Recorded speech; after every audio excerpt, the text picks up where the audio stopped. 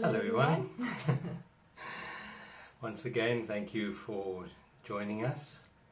It's so wonderful to build a community like this and connect this way while we are physically disconnected in our lockdown. It's really great to connect in community of intention, of community of heart. So hello everyone and welcome.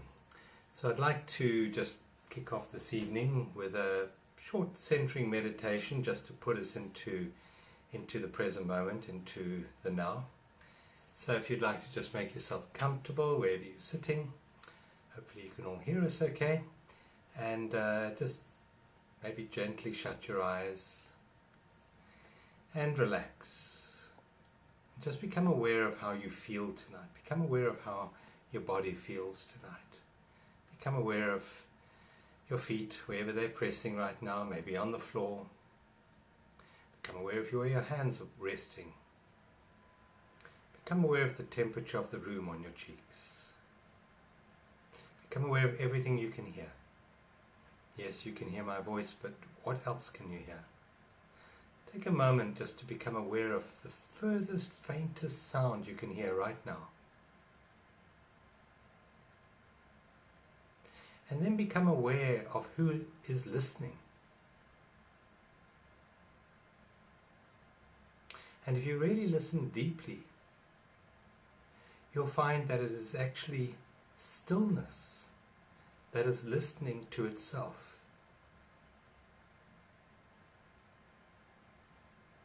Now take a deep breath in and release that. Just relax your eyelids. If they're not already closed, just gently close them. Relax your neck muscles, your forehead. Relax your scalp and your shoulders. Relax your arms, your hands, your legs. And take a deep breath in, right down to your belly button.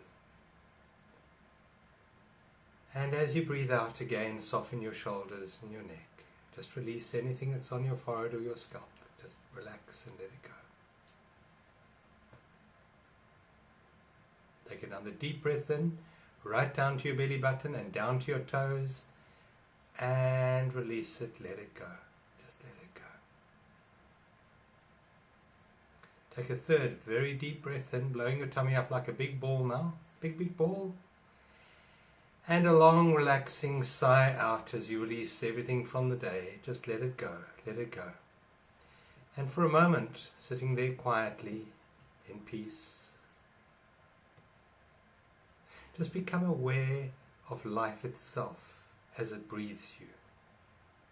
Become aware of the gentle in-breath, the pause and the out-breath, with no doing on your part, no effort at all. This energy called life is animating your body right now. It enables you to hear, to beat your heart, to take the oxygen from your lungs around your body.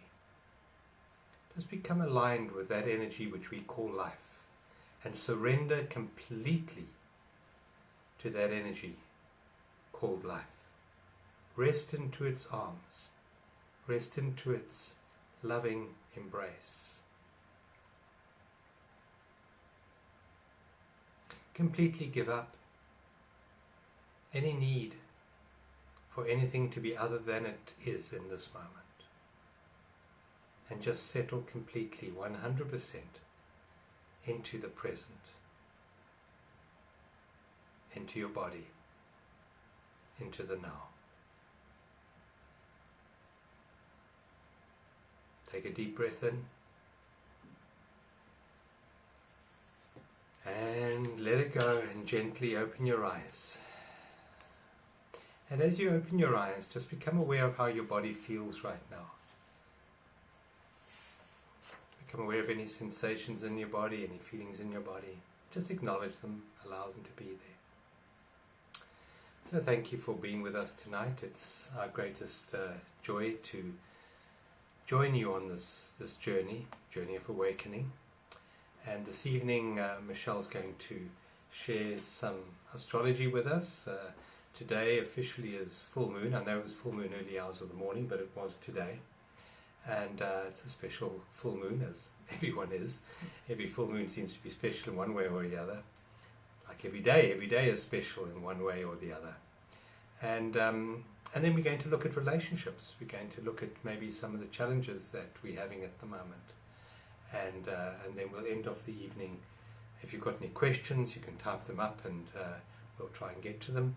And then we'll end the evening with another centering meditation to help you resolve and dissolve any relationship issues which you may be going through at the moment. Thanks, John. Welcome, everybody. And how's this moon? She is so beautiful. I've been watching her for a few nights now. And she's full. We usually feel the effects of the full moon the day before, the day of, and the day after. So it's not just an instant when she becomes full.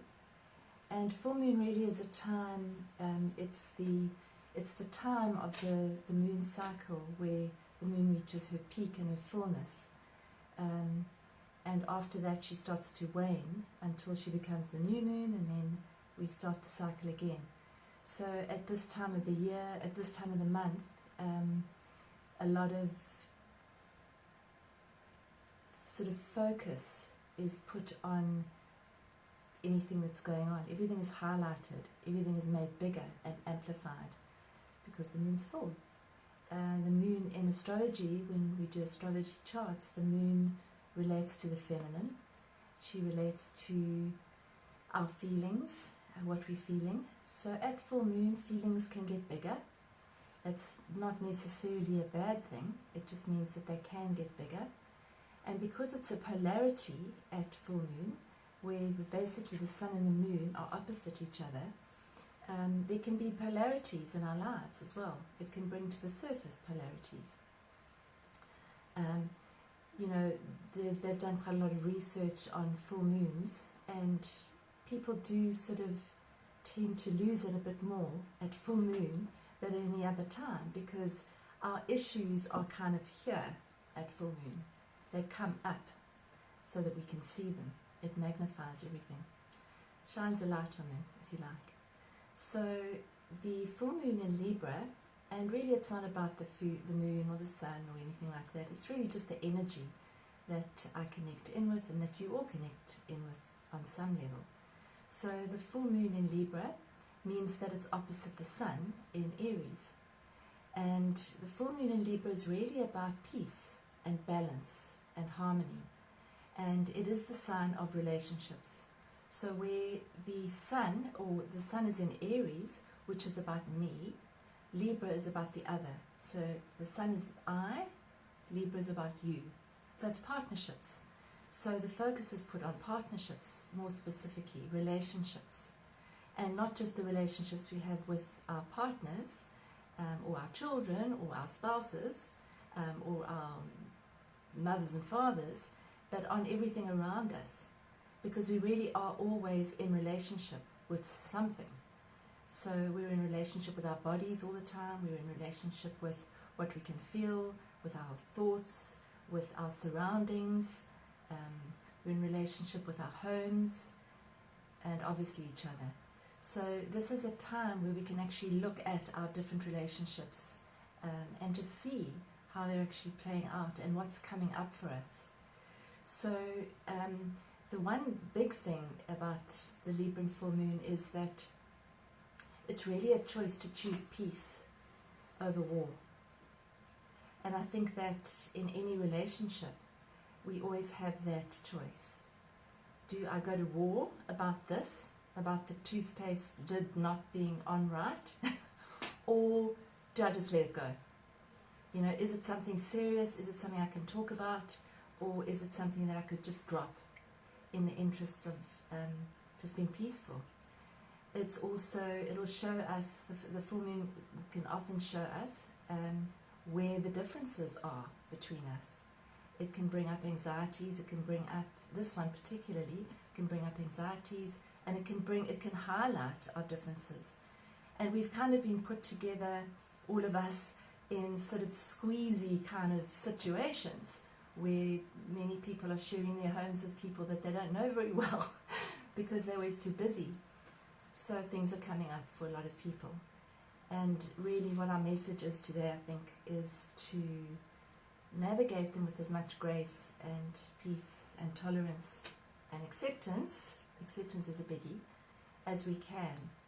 So Libra is always the scales. It's always trying to bring balance in to whatever's out of balance. And if you, like me, are old enough to remember playing with scales at school, you'll remember that we would put a scale, a weight on the one side and one on the other side, and then we'd have to put another weight there and we'd have to put another weight there. It was a constant balancing act. And I think that's a little bit like the relationship we have with ourselves and the world around us. We're constantly balancing and bringing us back to the center, which is where the true balance is. So very often with a full moon like this, because it's actually in a connection to those planets that we've been talking about, Pluto and Saturn, that bunch, it is connecting with that. So it's very involved in this picture of what we're experiencing now. So really that's why we decided to talk tonight about relationships, and we're happy to take questions. And as John said, I'm going to lead you through a really nice centering, merging, calming meditation at the end. I think I'm going to hand over to John, and he can tell us a little bit about what he sees in relationships, and then I'll chip in if I need to. I think nothing challenges us more in life than relationships, because they get deep into us, under our skin, in a very intimate way. So the most difficult relationships tend to be the very most intimate relationships you have. You know, Ram Dass said, if you think you're so enlightened, go and spend a weekend with your family. Sorry, can I interrupt you? But people are saying it's quiet. It's quiet? Can you hear us? No, it's very quiet. They're saying the sound is poor. Can you turn volume up on this thing? No, I don't think so, no. I don't know how to improve that. Let me just see. Maybe we can talk louder. I wonder if talking louder improves things. Janet Longman, can you tell us if the sound is better, or somebody can give us feedback? Can you hear us? Are you able to hear us at all? Sounds okay now, Sharon says. Thanks, Sharon. All right. I don't know. I don't know how to adjust the sound on this side. We'll talk a bit louder, so maybe that'll help. Sounds okay. Mine's perfect. Okay. All right. Okay. Maybe you have to amplify the sound a little bit there. So relationships challenge us more than any other aspect of life, maybe besides finances, but I think relationships are the biggie. And most of us go into relationships with certain expectations. I mean, relationships surely should polish you, make you feel warm and fuzzy, meet all your needs, paper over all your insecurities. I mean, surely that's what a relationship should do. Well, a good relationship should do. And when we start a relationship, we generally find, well, that is true. And the reason it's true in the beginning is because you're on your best behavior and the other person's on their best behavior. And you're actually in love. So the best aspect of yourself comes out and the best aspect of the other person comes out. And then after a time, you start having a relationship with a story in your head, an expectation about what should be happening and what they should be doing. And you're no longer in direct communication with the other. You're having now a communication and a relationship with a story in your head. And it's that story in the head that actually creates all the problems in relationship. When you're in love, just think about where your attention is in the beginning. Is it in yesterday? Is it in tomorrow? Or is it in this direct connection that you're having with them in this particular moment now? If you're sitting across a lovely dinner table and there's a candle and there's some roses and you're looking into each other's eyes, you're not too worried about what your mother said to you when you were 10. You're not too worried about what's going to happen next year. You're right in the moment with them. And that presence is the doorway for love. And what happens over time with relationships is that we start to make yesterday and tomorrow more important to us than the love and the life of this moment. And in fact, you've been married for 25 years and you go down to have breakfast with them and you're sitting opposite them and they start to speak and you're not even listening because you've heard it. You've heard it all many, many times before over all the years. And you haven't seen them probably for 23 years. You've been having a relationship with a concept in your head. And that is the greatest barrier to love. It's our judgments about a situation. It's our expectations about a situation that separates us from love. Because when you fall in love in the beginning, if you think about it, where are your judgments? They're not there. You're just totally absorbed in what is being given to you in this moment. And you are giving yourself as well, very authentically in that moment, hopefully authentically. But after time, we start playing roles. You are my, therefore you should. Even with children, for example, you're my child and I want you to X, Y, Z. And we're not in direct relationship with that child any longer. But when they're born, we are in direct relationship. We look into their eyes. We have no expectations. We have no judgments about a newborn child. There's just pure presence when we interact with them. And they tend to interact with us as well over that time until a child reaches about 6 or 7, and then this separation of personality really starts to kick in, and then it gets big time when they're 13, 14. That's another big one. But it is, I would suggest that if you really want to open the doorway again for love to flow in whatever relationship we're talking about here, be present. And one of the keys for being present and one of the tools for a sustained love-based relationship is listening. Now, we are on lockdown at the moment, and I think it's a very good time to practice listening. Now, most people don't listen. They hear, but they're not listening. When they hear, as the sound waves come into their eardrums, they're working out a strategy to respond, a strategy to defend or to add on to a story, to build up the ego maybe in some way. And that's not listening. The listening that nurtures love, the listening that nurtures relationships, is the pure emptiness of presence. We did a little meditation to start this evening, and part of that was listening to the faintest sound you could hear. And then I said, but who is listening? And in that moment, if you are completely there, you find that it was presence that was listening. There was no thought. It wasn't thought that was listening. It wasn't mind that was listening. It was pure awareness. And so I would suggest that when the other communicates to you, become that space to just be there, not needing to defend, not needing to manipulate the conversation in a certain direction. And this goes for your spouse, it goes for your children, it goes for your parents, it goes for even your mother-in-law. Just be there, just hear them completely with no judgment. It's amazing what changes and what transforms in that space of presence. It's unbelievable, because what you're doing in that space of no judgment, of no expectation, you're opening the door of presence, and love flows through that. And love transforms. It's unbelievable. You'll find that the words that emerge from your mouth are not words that you plan, not words that you strategize. And they tend to be very kind words that come through you in that situation. So listening, I believe, is critical if you want a love-based relationship. And this exercise that I've just given you can heal even dysfunctional relationships. The most dysfunctional relationships are the ones that we have the most history with, and they tend to be the one that we have the most thoughts about, judgments about. They should, they ought to have, whatever.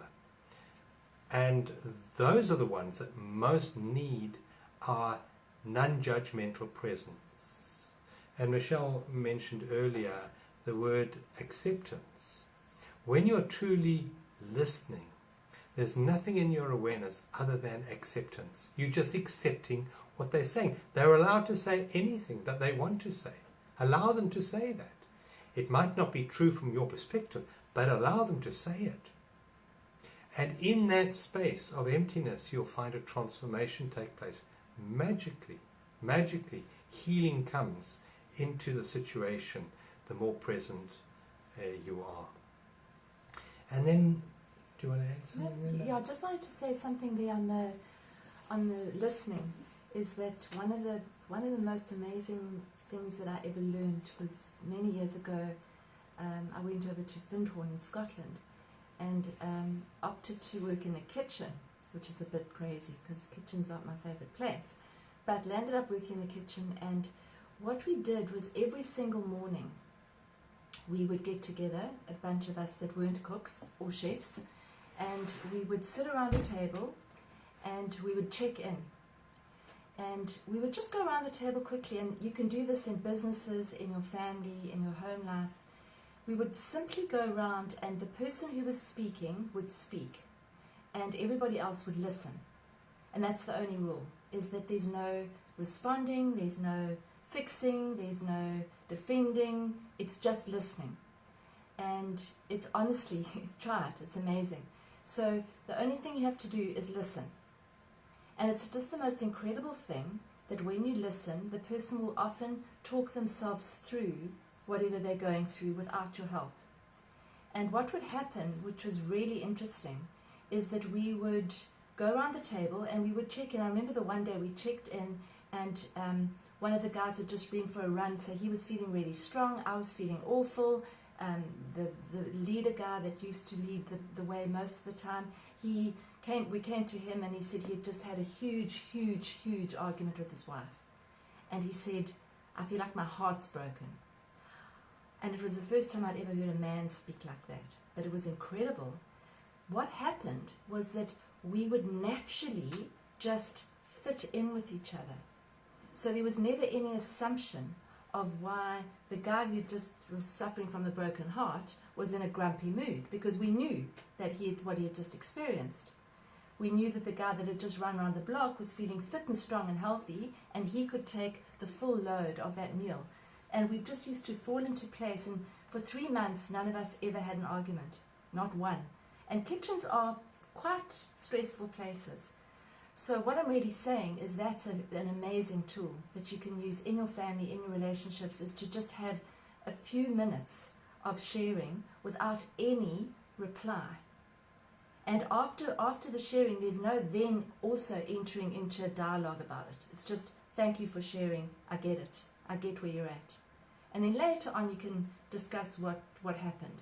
So I just wanted to add that it's a really, really interesting and very useful, and it works. It really works. Check in. Yeah, and it's a lovely way to start the day, to check in with the other and find out how they're doing, because that's the open communication. So I focused a lot there on listening, but it's also the other side of that is obviously expressing yourself authentically and truthfully.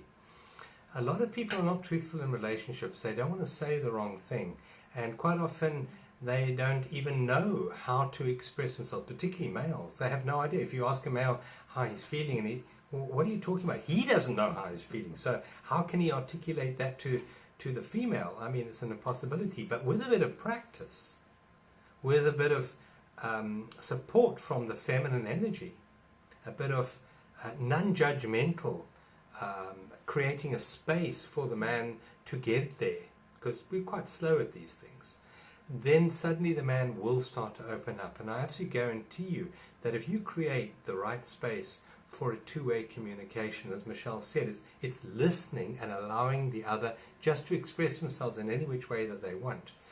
That will, in fact, open up the masculine to get in touch with these feelings that we don't know much about, because we're not wired that way. But they are important, and they do sit inside every single man. There's a lot going on. But there's a barrier to that communication. It comes through a barrier of maybe expressing ourselves language-wise, but also not wanting to appear vulnerable in the situation. But I believe that long-term relationships, if if you really want to make them work, you have to be vulnerable. You have to share how you're really feeling. This "I'm fine" story doesn't really work, or "I'm great." That doesn't really work. So communication is absolutely vital in a relationship. And part of that communication, and there's a book called Conscious Loving Ever After by Guy and Kathleen Hendricks, which is a book I really recommend on relationships. They've been doing counseling, couples counseling, for something like 34 years, and they're married. So they've gone through a lot in that time. And what they did right in the beginning of their marriage, of their relationship, they made a commitment to no criticism. No criticism under any circumstances in their relationship. And they said it took them quite a long time to work through that. But just think about that. What is criticism really about? Is it trying to get the other person to change their behavior? Or is it making you feel better than them? And if you're really honest with yourself, it's a one-upmanship. Criticism resolves nothing in the long term. You've been telling him for 20 years to pick up his socks, and it doesn't actually work. So criticism is a no-no in fulfilled, loving, spiritual relationships. You can ask them to do something, but you do it in a way that isn't criticizing them. It's not putting them down, and it's not trying to elevate you above them. It's just pure, open communication. So no criticism is a big one. Rena asked, who needs to change, the listener or the speaker? Well, it takes two to tango, they say. So it's a two-way communication, but you can't control the other. I mean, that's one of the biggest things we have in a relationship, is we want to fix them. We want to make them a certain way to make us feel comfortable, don't we? They say that before a man is married, he's incomplete. Once he's married, he's finished, because the woman's fixed him. He's finished.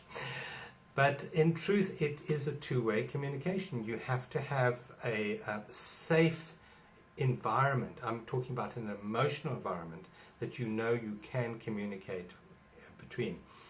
And it takes patience, it takes kindness, and it takes perseverance, and it takes real commitment to working through the issues that you have.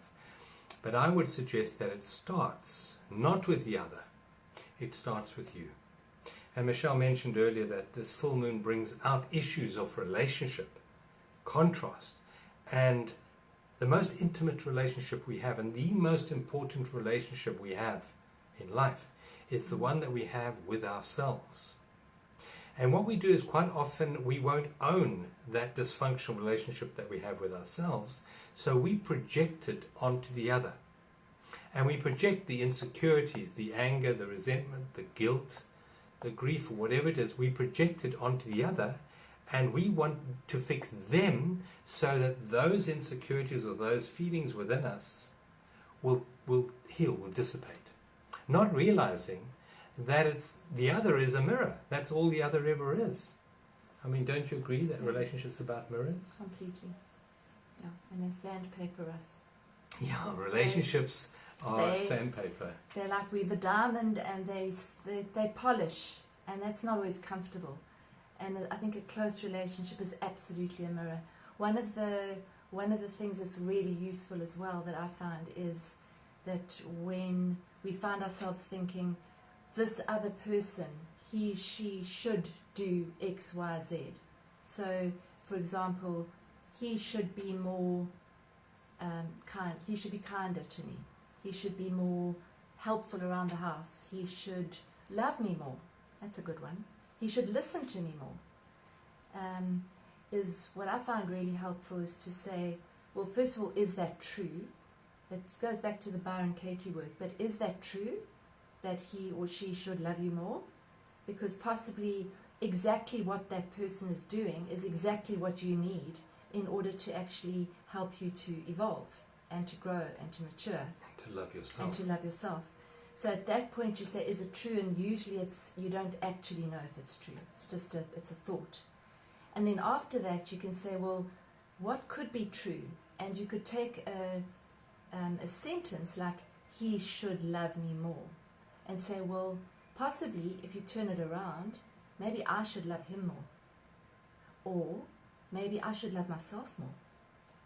Or if it's he should listen to me, well, maybe I should listen to him more.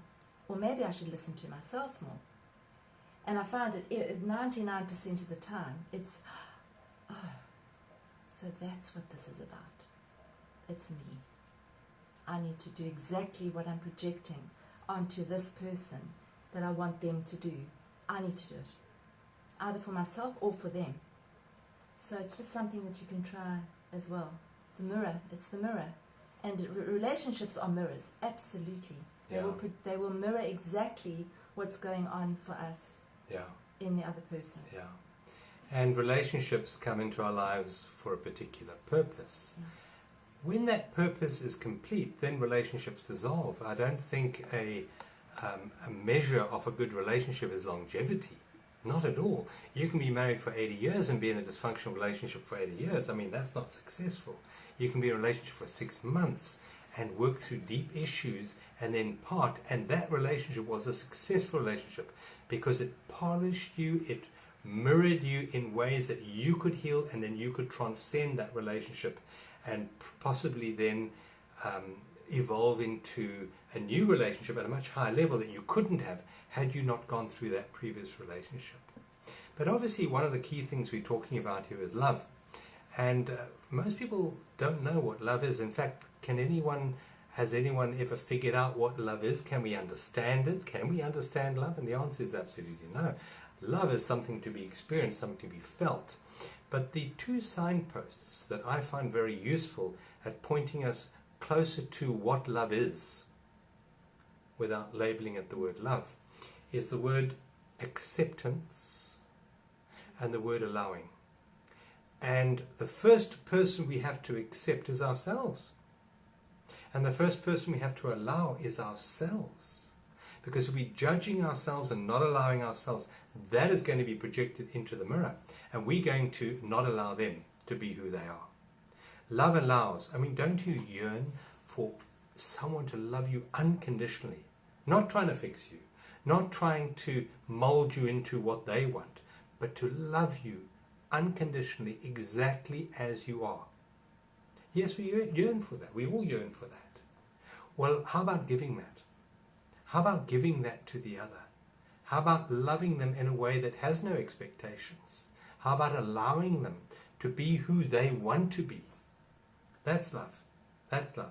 But quite often we don't do that because we are reflecting our insecurities onto them, and we're hoping that they're going to fix those insecurities. And we don't want them to be who they are. We want them to be who we want them to be. That isn't love.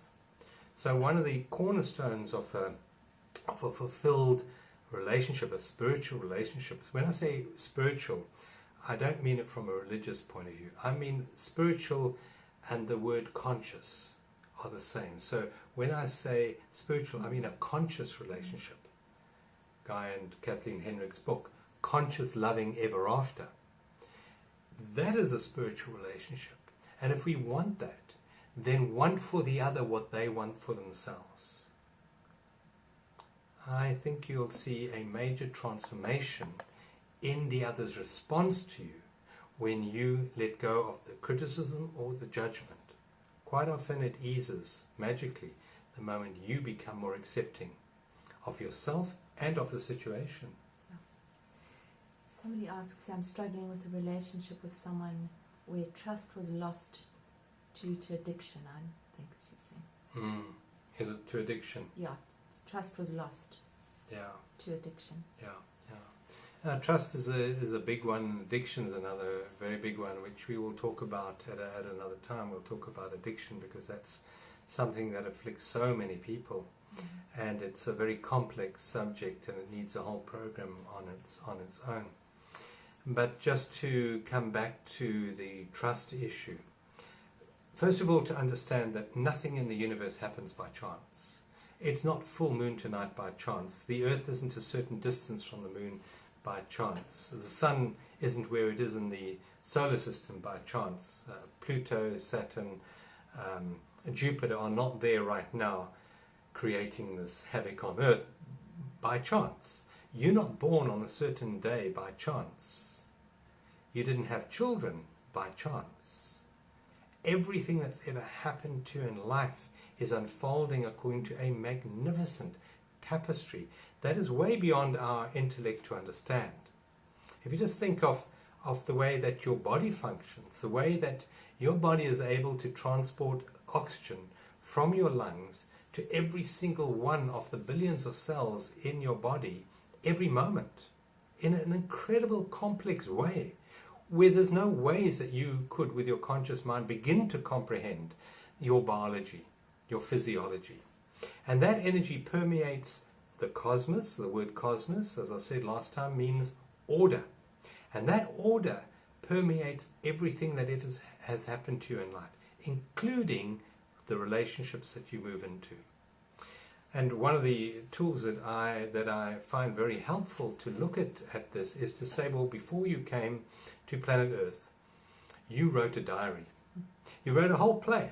And then you looked around for actors to play the roles that you had scripted. And then you find a soul and you go up to them and say, here, please read my script. I want you to play this role.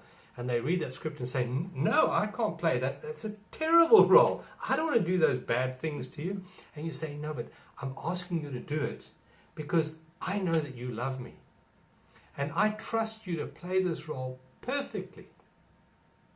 And the other one looks at the script and eventually says, look, I also need to learn something through this. So, okay, I'll agree to sign up for that role. But when I'm doing that to you, I will probably play it so well that I might even forget who I really am. Please, I'll play that role on one condition, that you never forget who I really am. Because I might be playing the role so well that I completely forget myself. So as to remember that nothing happens to you by accident, and there is purpose in every situation. I'm not saying if you're in an abusive situation to stay there, but that situation was created so that you could learn and you could grow and you could evolve. And I absolutely guarantee you, when you evolve in your love of yourself, there's no ways you will stay or attract abusive relationships. Mm-hmm. All abuse is created by a lack of self-worth and a lack of self-love. That's a harsh thing to say maybe, but it is true. If you start to accept yourself, all your warts, all your faults, all your insecurities, that love that's inside you will be the solvent for all dysfunctional relationships. And you will find yourself parting from the other in an incredible way. And you will part with love in your heart, not resentment in your heart. I remember attending a workshop. In fact, you were there that many, many years ago. We didn't know each other, but we both attended a Neil Donald Walsh workshop in Cape Town. And I mean, Neil Donald Walsh, I think we married about 5 times there. And he said that the time to leave a relationship is when there's unconditional love. And the thought is, well, why would I leave a relationship when there's unconditional love? Because there's no conditions anymore. There's no need to be there anymore. You don't need the other anymore. It's unconditional. And I would suggest that if we leave a relationship with anger in our hearts, or jealousy in our hearts, or guilt in our hearts, we're going to have to come back and replay those roles at a future time. So if you really want to step out of a relationship, step out with unconditional love for the other. Loving themselves exactly as they are. If they are an abusive person, well, why can't they be abusive? You just choose not to be in the same room as them anymore. But they are who they are. Allow them to be who they are. And you, because you love yourself and honor yourself, choose not to be with the other anymore in that particular situation. Remember that it is our hooks that allow the connection between each other to remain in a dysfunctional relationship. Most relationships are codependent. And that is not a healthy way to be in a codependent relationship, looking to the other to fulfill you, to give you an identity. That's a codependent relationship. Yeah, and I think one of the most liberating things we can do is let go of somebody that we've had an issue with, or that is a tricky relationship and it's over. And, you know, so often we say, I can't let go of this. It's still with me. And the problem is, as long as you're involved energetically and emotionally with that person still, you're not free and neither are they. And for me, and I mean, it's happened to me personally, I'm sure it's happened to many of you, there's a choice that you can make to say, well, I'm not going to carry this around with me. I'm going to forgive that person because they cannot do anything else. That's all that they can do in terms of their love for me or what they can give me or how they treat me. And that's okay, I accept that. But I'm letting them go. And you're letting them go and you're letting yourself go off the other side of the hook. So that's liberation. It's where you're accepting that they are who they are doing what they're doing, but you're not going to be there, as John said. Yeah. And you're freeing yourself. Yeah. So those codependent relationships are when you are needing something from the other. That's codependency. The opposite of a codependent relationship is an interdependent relationship, when you have your needs supplied from within, not needing someone else to meet those needs, and then you're free. You're free to go into a conscious relationship, a beautiful, wonderful, independent relationship, independent of leaning on the other. Kyle Gibran and the Prophet says to stand like pillars in the temple, separate, apart, but supporting the same structure. So the relationship is a structure, but you're not leaning on each other. I think he says something like the elm and the oak tree grow not in each other's shade. And that's what we do in a relationship. We tend to shade out the other. We tend to lean on the other. You should be. And then we get very angry when our insecurities are not met.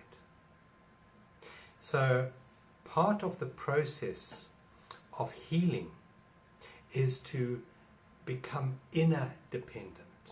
And that word trust that came up just now is not to trust that the other will meet your needs, because that's an illusion that anyone can ever meet your expectations. That's an unreal expectation to have of anyone in the world. True trust comes when you trust that there is a life force inside you that is always meeting your needs. Not your wants, but your needs. And you start to trust life rather than the form that life appears in around you. You start to trust presence. You start to trust that the present moment is perfect and supplying exactly what you need in this moment and will always do that. That is a trust. Not that someone else will paper over your insecurities. That's not trust, that's illusion. Yeah, I agree. What's the time? How are we doing? We need to go through a little meditation. You want to do that? Yeah, it's 15.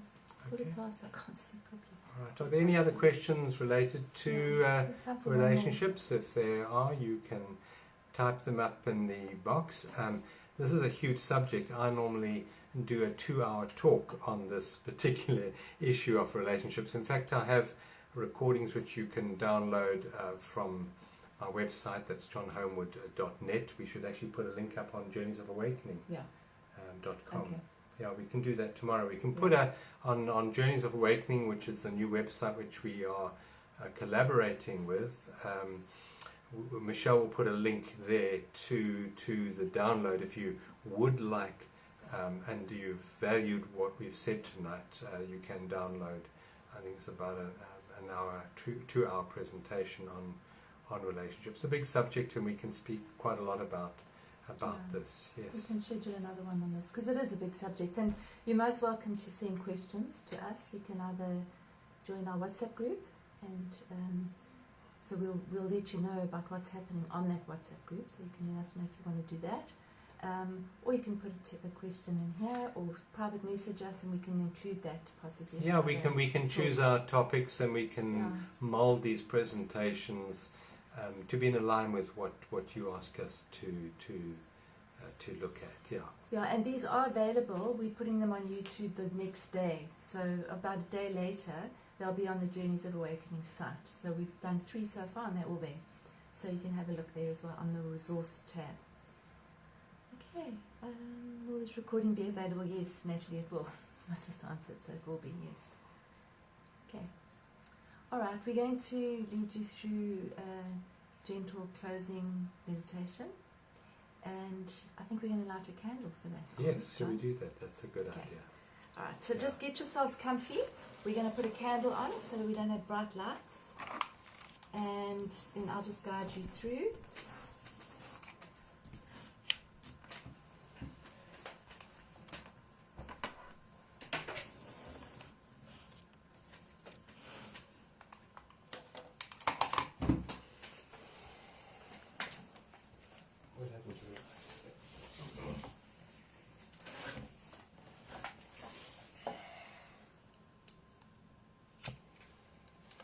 On Sunday evening, Easter Sunday, we'll be doing a special evening. We'll be doing a meditation then. And what are we doing on Sunday night? It's a sacred space. The sacred Creating space. sacred The importance of creating a sacred space, both in our homes, even work environments. I remember when I used to travel to the east quite a lot.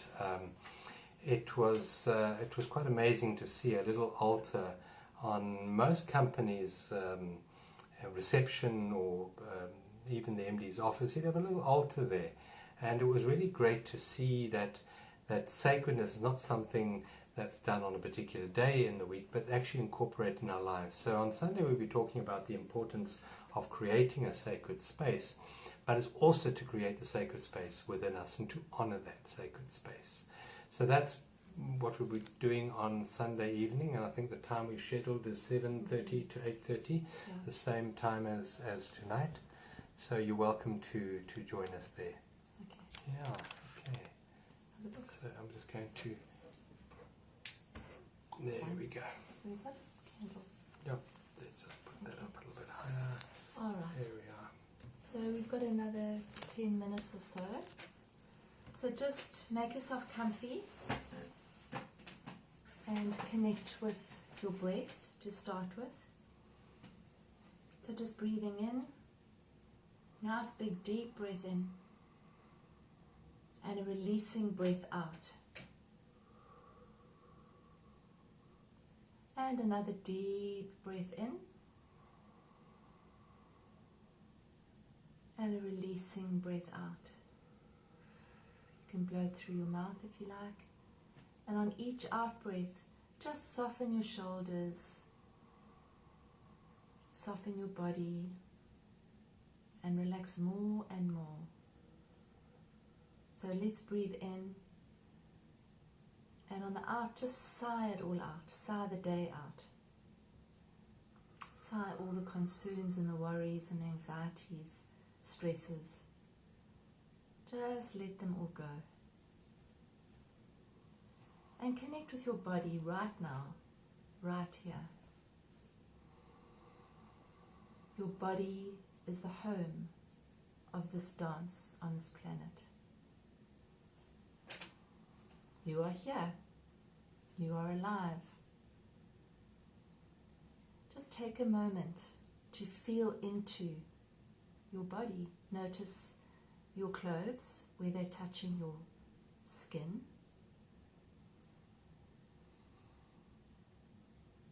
Notice the temperature of the room. Notice where you are sitting on the chair, on the couch. Connect with what you're feeling in your body right now. Connect with the sounds that you can hear. Connect with the smells you can smell. The tastes that you can taste. What you can see behind your eyes.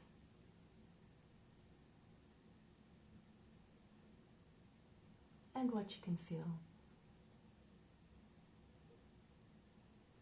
And just start to relax your body even deeper. So shift your position if you need to, so that you can actually really relax into this. Connect with your feet and just relax them. Let all the tension just dissolve out of your feet. Connect with your legs, your knees. Let your legs just get heavier and softer. Nowhere to go, nothing to do, just sitting here, being. And bring your attention up to your pelvic area and see if you can relax that. Use your breath to relax your body on each out-breath.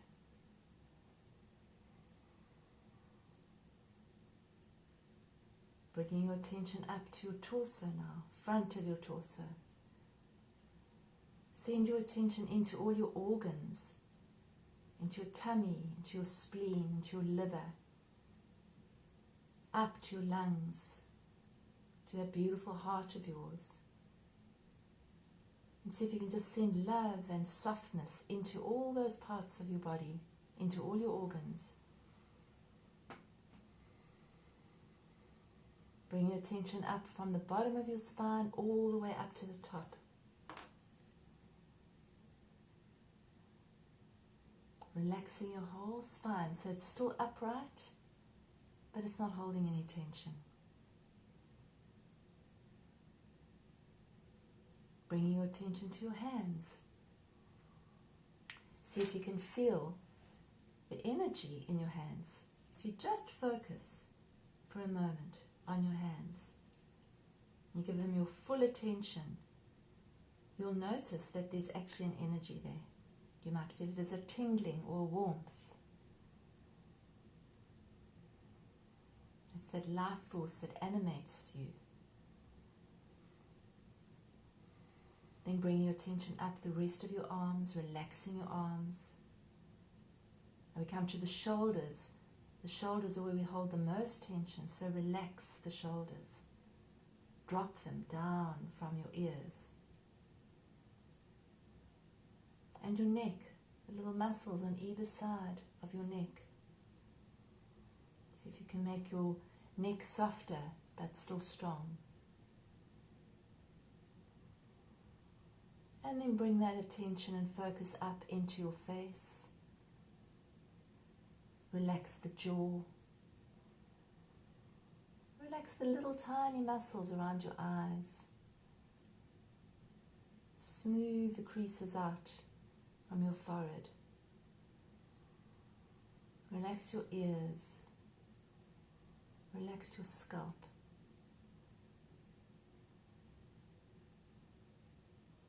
And check in briefly with yourself to see how you're feeling now. And then bring into your mind's eye the beautiful full moon that we have at the moment.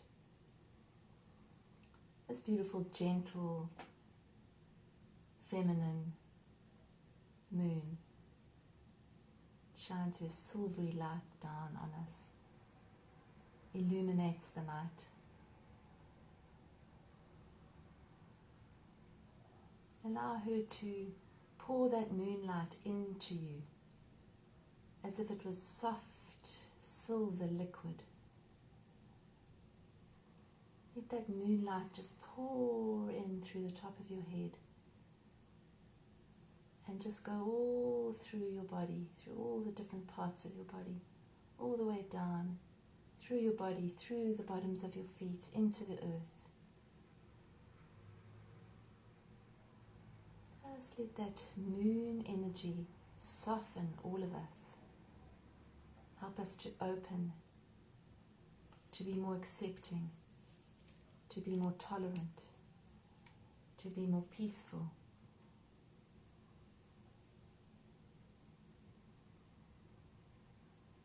Now taking your attention to your heart. Put your shoulders back just a tiny bit. Open up your chest so that you're opening your heart. And as you open it, soften it.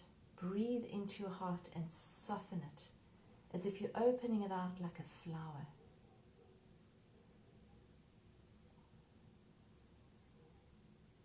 Just keep doing that for a few moments. Just opening your heart, breathing in, softening, relaxing, opening that heart to give and receive love. Connecting with this moment, which is the only moment that matters and it's actually real.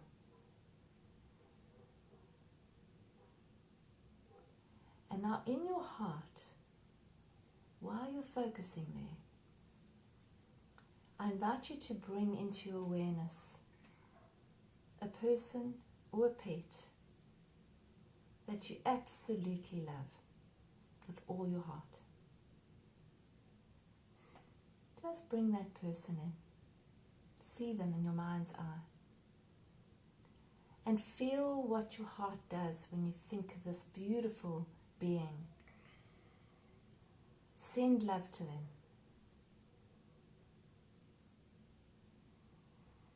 You might even feel love coming back from them. Feel where you feel that in your body. Feel how it feels.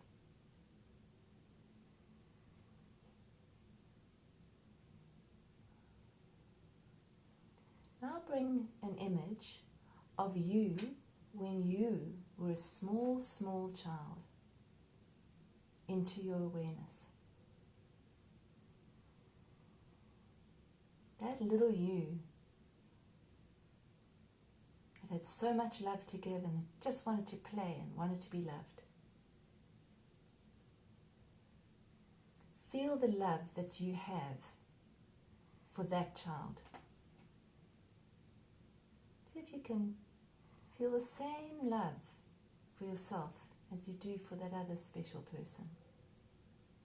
Feel the love with all your heart as much as you can for the child that was you, the innocent child.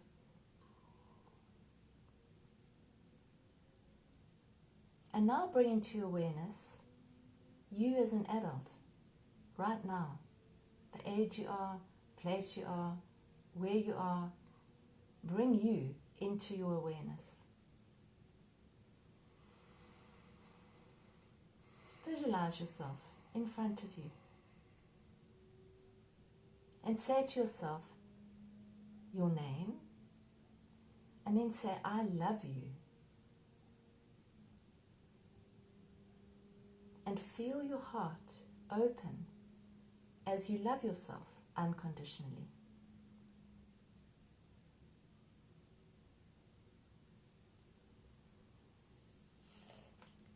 And now bring into your awareness somebody in your life who you sometimes have disagreements with. Might be a tricky relationship. Might be a sandpapery relationship. Might be somebody who challenges you. Bring that person into your mind's eye. Open your heart. Soften your heart. See if you can bring some acceptance that they are just who they are, doing what they do. See if you can open your heart to that person too.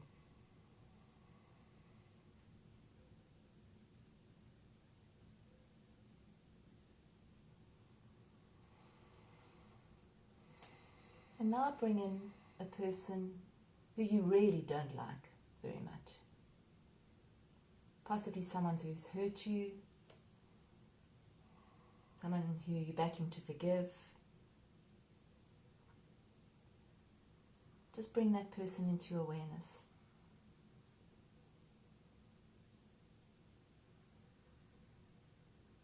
And see if you can open your heart to that person. It doesn't mean you have to see the person or engage with the person. You're doing this on another level. So just open the heart. Saying, I accept you. Exactly as you are.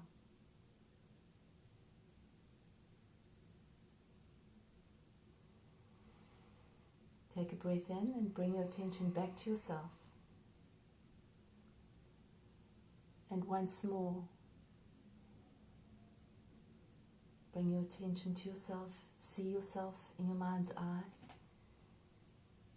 And say your name followed by I love you exactly as you are. It all starts with us.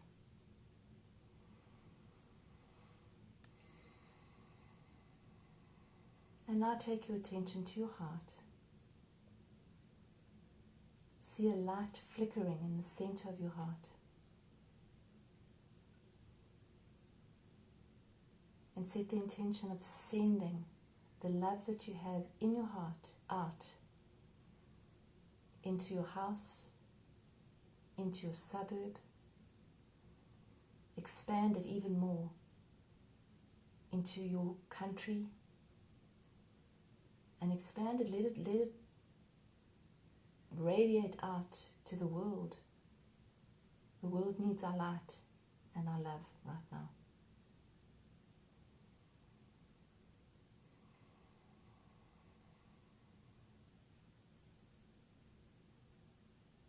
And taking a nice deep breath in. And a releasing breath out. And another deep breath in. And a releasing breath out. And a third one. And start to bring your attention back into the room. You can stay in this relaxed state for as long as you like. I don't think there's anywhere that any of us can go. So just stay in this nice, calm, peaceful state if that's what you're in.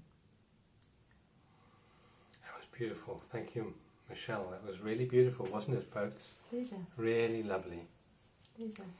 So just to close off tonight, I just want to give you one beautiful little tool to help eliminate that judgment and that criticism of the other in a relationship. So whenever you have a criticism or a judgment coming to you and you'd like to work on dissolving that, all you need to do is add 3 words to the end of your sentence that's judging or criticizing someone else. A very simple little technique, this. So when you criticize someone and you say, for example, you are so lazy, just add 3 words after that. Just like me. Whatever your criticism is, whatever your judgment is of the other, just add those 3 words after that. That'll eliminate your ego instantaneously. Wonderful. Try that, and I look forward to having you with us again on Sunday evening. And you can leave your comments, and if you like this, you can share the video with your friends. Thank you. Bless you. Thanks, everybody. Good night. Namaste. Bless you.